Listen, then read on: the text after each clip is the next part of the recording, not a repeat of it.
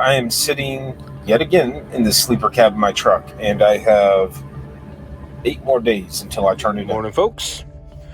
So, Bradley asked me to give you guys a quick little truck tour, let you see how I function in this bucket of bolts. So, let's see here. This is pretty stock standard. We have voltage, oil pressure, water temp, RPMs. Why I have an RPM gauge, I don't know, because I'm stuck with this damned automatic. But hey, whatever.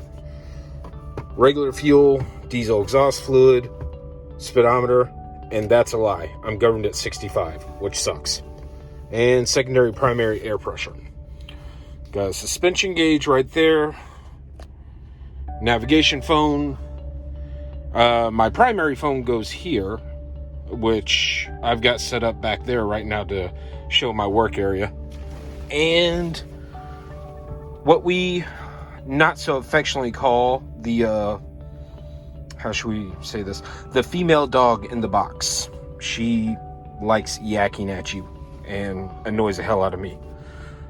Smartwatch stand, million mile hat, and regular munchie box, hydration, stuff like that. Now for the fun part. This is my setup. And no, this is not set up like this when I'm actually rolling down the road. So what do we got here? We have my refrigerator, which doubles as a seat. Microwave doubles as a footrest. And old pillow to keep my butt from going numb. And then I am currently configured as if I were either doing trailhead or had a meeting going on. So what do we got? We've got Samsung Galaxy Book Alpha with the fancy processor. My S10e, which doubles as my webcam using Droid Cam. Let's see here. iPad Air 2, doubling as a secondary desktop using Duet Display. JLab audio mic. And if I have any other heavy lifting, Chrome OS. Also, if I really need another screen, my TV can double as a screen as well. So yeah, that's kind of how we do it in the truck. Not a ton of room, but I'm able to get everything done. And fortunately, I do enjoy trackpad gestures, which is a good thing because, as you can see, not much room for a traditional mouse. Either way, hope this gave y'all an interesting view. Catch you later. I landed a business analyst role with Acumen Solutions.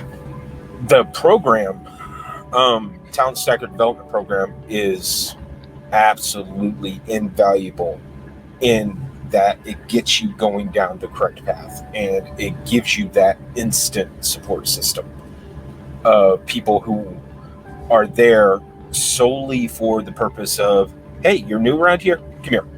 Let's go. I want to help you out. And that's all they want to do.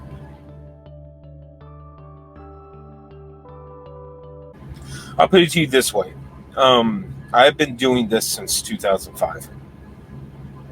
I have upwards of, if I had to guess, 5-6 million miles under my belt.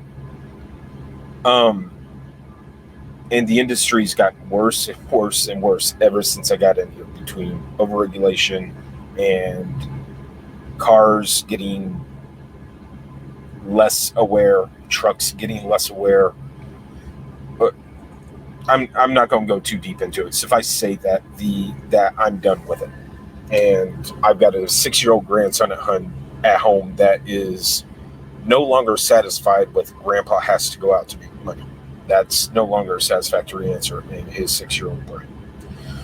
So December 2019, that was when I said, all right, we got to do something here. This job is going to kill me, make me commit homicide or something. It's time to go. And that's what Salesforce started out for me as. It didn't become a passion for me until probably right up till time I started looking at my first super badge.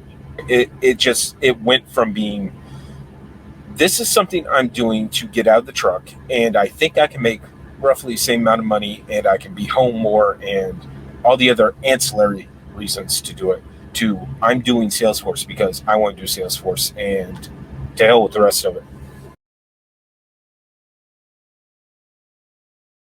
I will say that I will preface this. You you get out what you put in. If you come into the program expecting answers to be handed to you and people to just prop you up all the way across the board, you're not going to get a ton out of it. However, if you come into the program saying, I want to be a Salesforce admin or in the Salesforce ecosystem, and I'm willing to put in the work, I'm willing to have the passion, I'm willing to get out of my comfort zone a little bit, I'm willing to do the things I need to do internally to make this happen, there's nothing in this program that is going to prevent you from doing it or hold you back. If you have the will, this program does provide the way. And it provides it via the support system. It provides it via the training documentation. It provides it via the videos, the soft skills, the interview skills, the networking skills, live events, the workshops, the study groups, and it's the Ohana is what it is. That's what this group is in its purest form, is the Salesforce Ohana. Without the constrictures, without the, okay, I need to be careful about what I say, what I do, et cetera, et cetera. There is no holding back or reservation when it comes to this program. If you're willing to put in the work, you are going to be surrounded by an entire group of people who are ranging from where you are, below where you are, to people like Bradley, people like Anita, people like myself now, who have done this and are there with the sole intent of, let's bring you up to our level and see if we can't, see if the student can't surpass the teacher, because that's our goal. To the truck driver that may be kind of glancing at this and wondering, go for it, do it. The first few months, the first 6 months, the course of this program are probably going to be a little rough, especially if you're kind of like me, where you're pulling reefer and your schedule may go days, nights, swing, whatever. You're going to have to shoehorn the time in there, and you're going to have to be willing to make that move. But at the end of the day, I'll say, think about where the industry has been in the last 10 years and where it's going in the future. It's a no-brainer. It really is. Trucking gets in your blood. It really does. And it's going to be a hell of a transition going from a solitary cab to working in a team environment, or working from home with the spouse that you're used to seeing once a month, if you're lucky, and you two are going to figure out how to live together again and all that other jazz. I don't care. Still worth it. Still worth it. There were 2 interview stages. The first one was kind of a get to know you, see what my background is, more of a personality type interview. What I've done, what I want to get out of Salesforce, what I'd like to get out of Vacuum, team spirit, things of that nature. The second one was far more technical.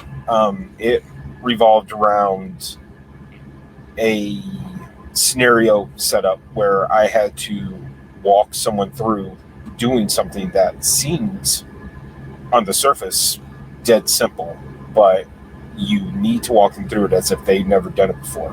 The scenario I chose was pulling a frozen dinner out of a freezer and putting it in a microwave and heating it up.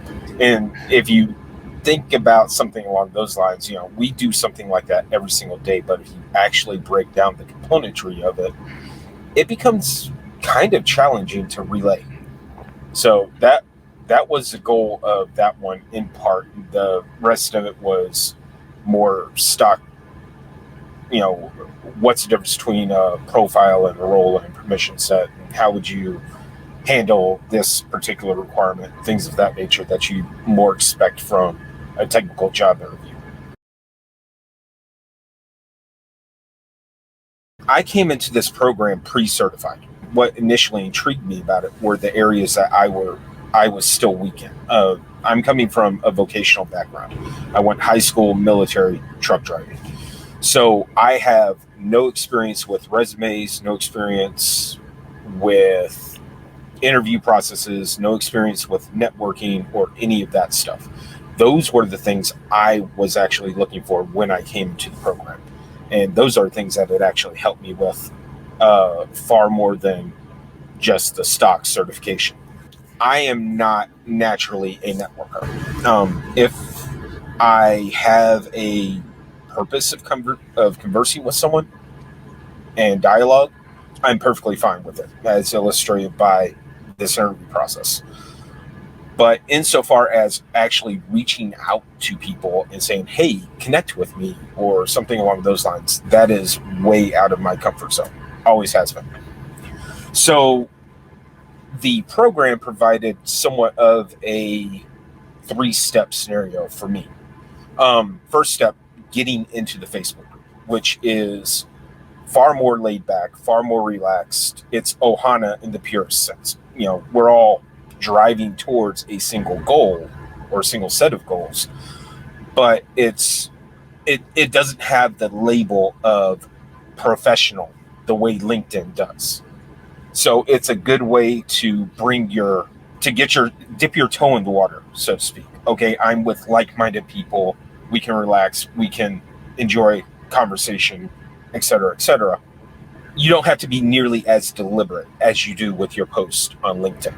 So that was step 1. And step 2 was actually getting into LinkedIn, getting my profile fabbed up the way I would like to do, getting the banner images and making sure I have a professional photo, make sure my about me is clean, concise, and descriptive, making sure all my certifications and super badges and things of that are set up, and making sure that my profile actually says this is who I am and this is what I'm going for, without wandering off into the woods the way you would with a typical Facebook profile or a Twitter profile or any other social profile.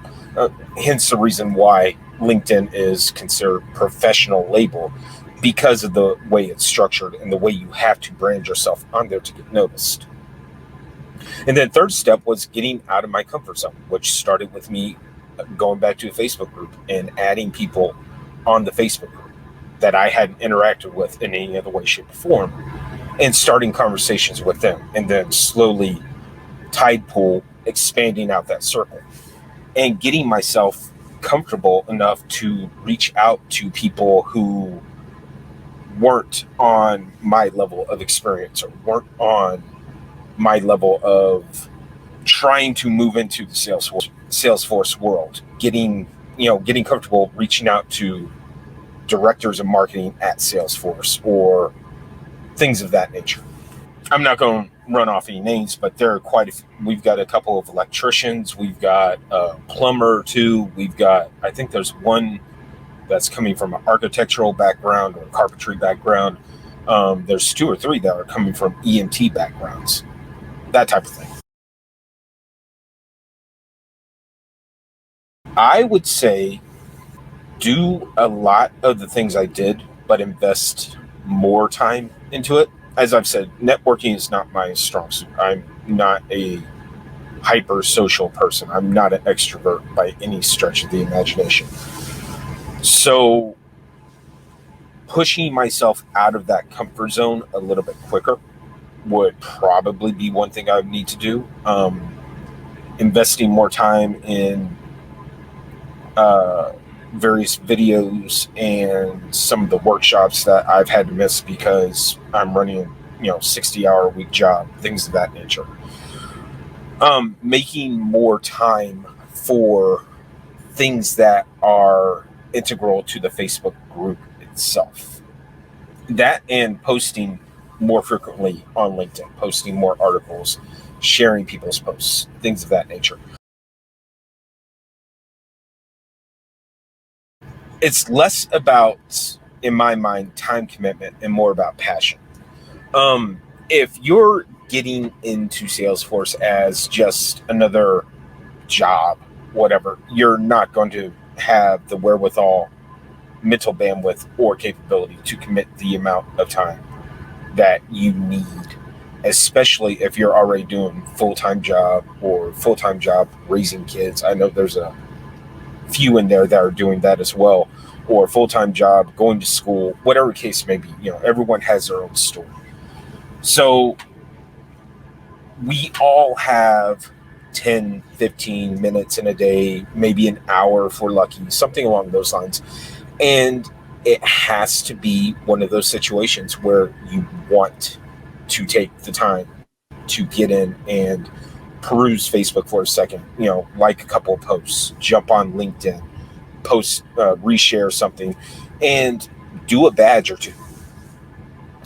Now, there are some tricks that you can do to optimize.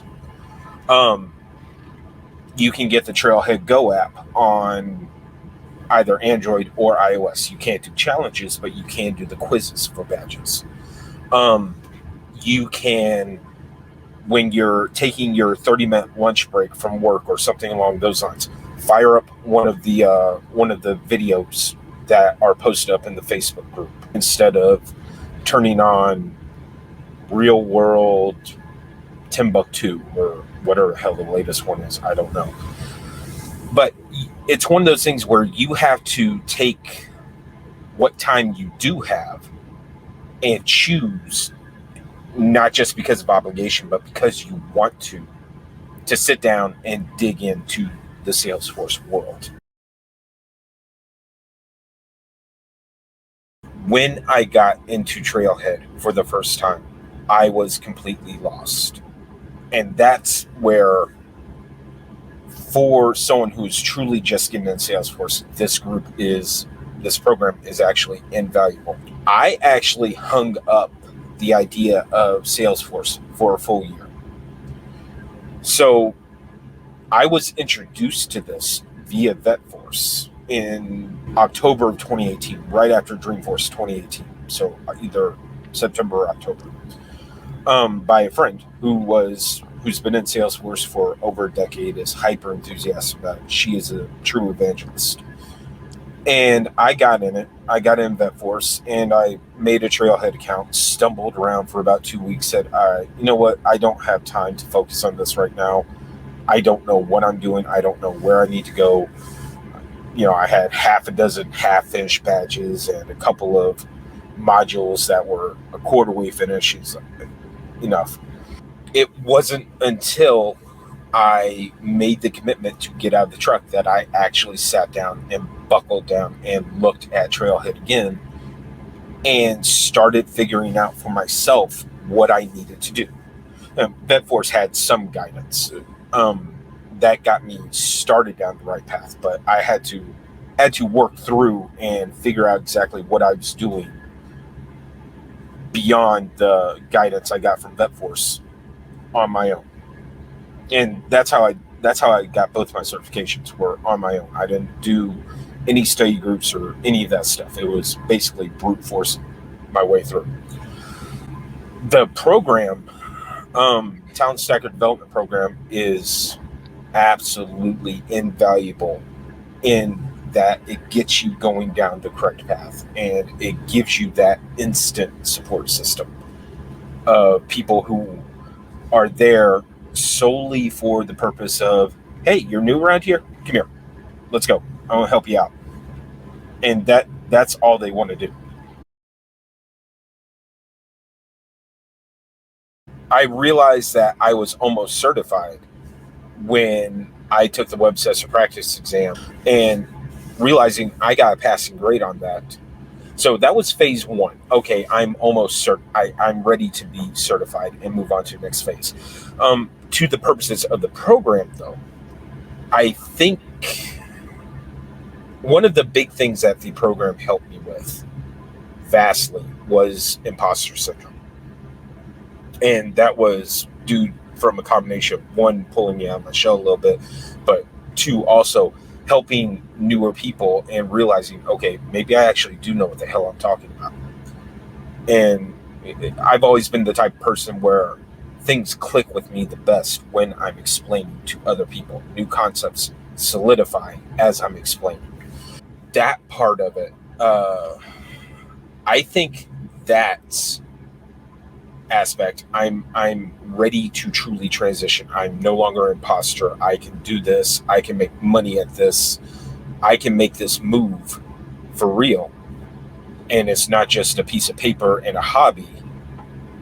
Probably came about the second interview session I had after I finished the second interview session with Acumen, and hung up with them feeling damned good about what I'd done, and about knowing, not having to think about the answers, not having to think about what I was doing, but knowing that I knew the stuff.